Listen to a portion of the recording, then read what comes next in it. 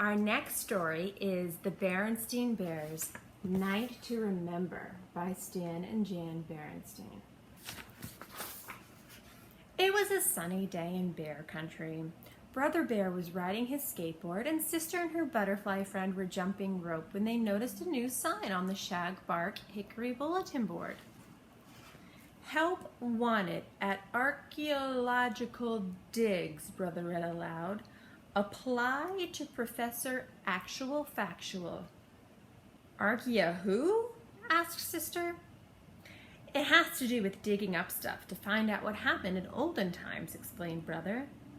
Sounds like fun. Let's go help. I'll bet tons of bears will be signing up, Brother said. Doesn't it look like a pretty park?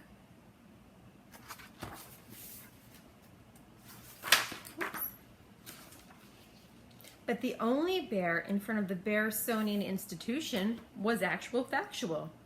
He was sitting sadly on the front steps and brightened up when he saw the cubs.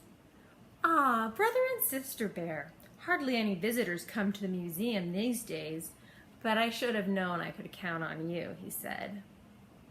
That's because the museum's filled with dusty old things, Sister whispered to Brother. Maybe we'll find something exciting on the dig, Brother said hopefully.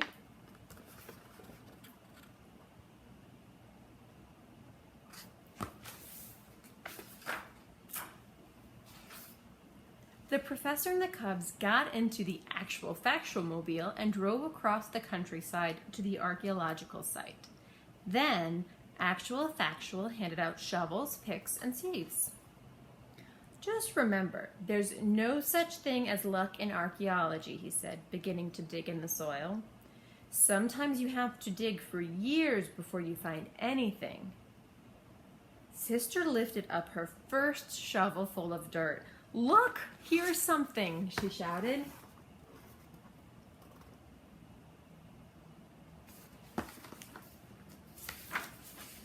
Well, you must have beginner's luck, Actual Factual said, examining Sister's find.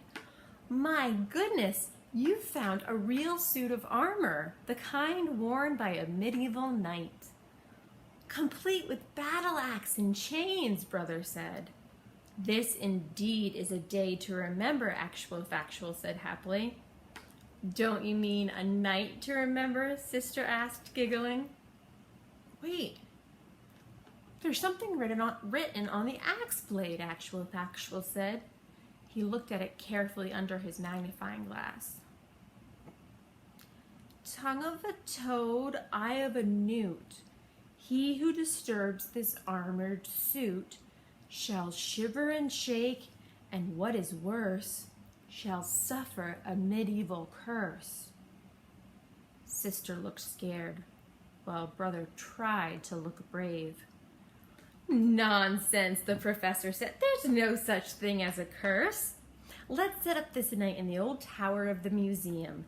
That's the kind of exciting exhibit that ought to bring bears from all over.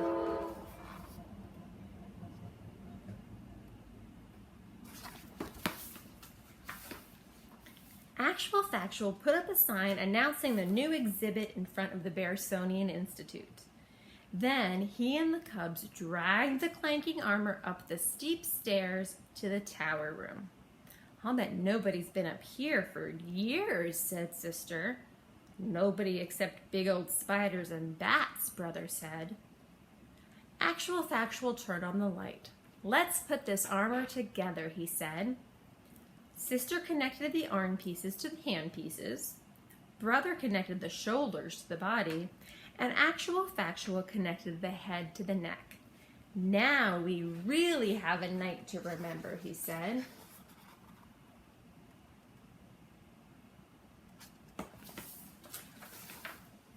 We'll hold a grand opening tomorrow, Actual Factual said. I'll serve some of my special crumpets and... Suddenly, the knight's axe fell down, slicing one of the crumpets on the table right in half.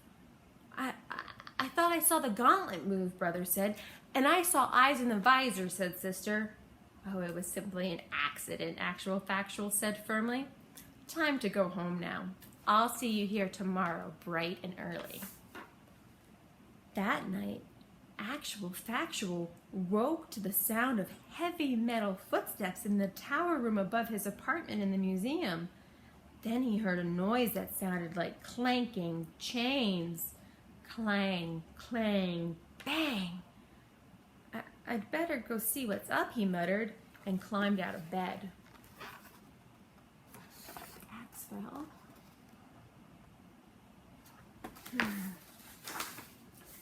When Actual Factual climbed up the tower stairs, what should he see but the knight coming toward him, waving the axe and dragging the chains.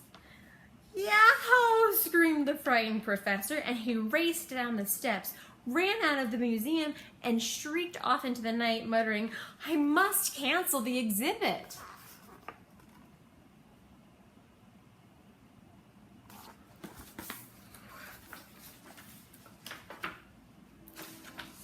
The next morning, Brother and Sister Bear saw the exhibit canceled sign on front of the museum.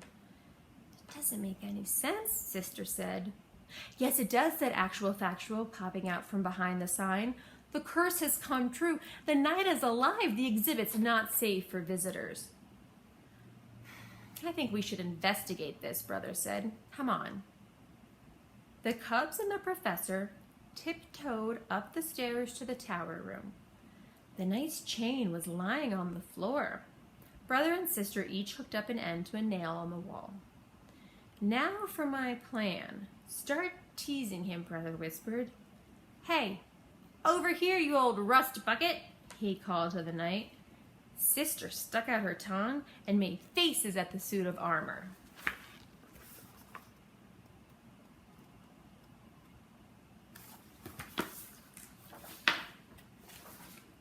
The knight began to move. It lurched toward the cubs, tripped over the low chain stretched across the room, and crashed to the floor with a loud clatter. "Look!" cried Brother. "That spider silk is holding the pieces of armor together. And those squirrels and crows and bats were pulling the thread so the knight could move." "Well, those animals can't stay here," Actual Factual said. "We must get rid of them." "But they're just trying to protect their home," Sister said. "I'll talk to them. I'm good at talking with little creatures."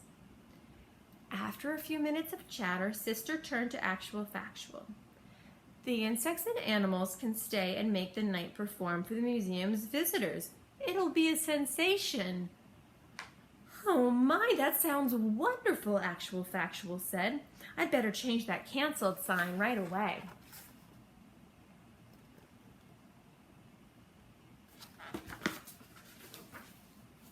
That day, crowds of curious bears streamed into the Berenstain institution to view the walking medieval knight.